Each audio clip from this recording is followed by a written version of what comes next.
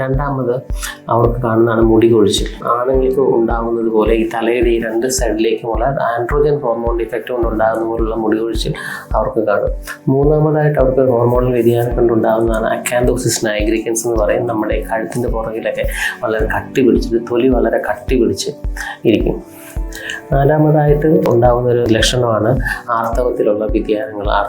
ആർത്തവം ക്രമമല്ലാതിരിക്കുക, അല്ലെങ്കിൽ ആർത്തവം വളരെ കുറച്ചായിട്ട് വരും, ബ്ലഡ് വളരെ കുറവായിട്ട് പോവുക, അല്ലെങ്കിൽ 35 ദിവസം മുതൽ 45 ദിവസം വരെയുള്ള പീരീഡിൽ അതായത് റെഗുലറായിട്ട് വരാതിരിക്കുക. ഇവയൊക്കെയാണ് മിക്കവാറും ഈ ഹോർമോൺ വ്യതിയാനങ്ങൾ കൊണ്ട് സ്ത്രീകൾ കണ്ടുവരുന്ന ലക്ഷണങ്ങൾ. ഇങ്ങനെയുള്ള എന്തെങ്കിലും ലക്ഷണങ്ങൾ നമുക്കുണ്ടെങ്കിൽ നമ്മൾ നേരത്തെ തന്നെ ചികിത്സിച്ചാൽ നമുക്ക് അതിൻ്റെ ഭാവിയിൽ ഉണ്ടാകുന്ന ഭവിഷ്യത്തുകൾ നമുക്ക് ഒഴിവാക്കാൻ പറ്റും.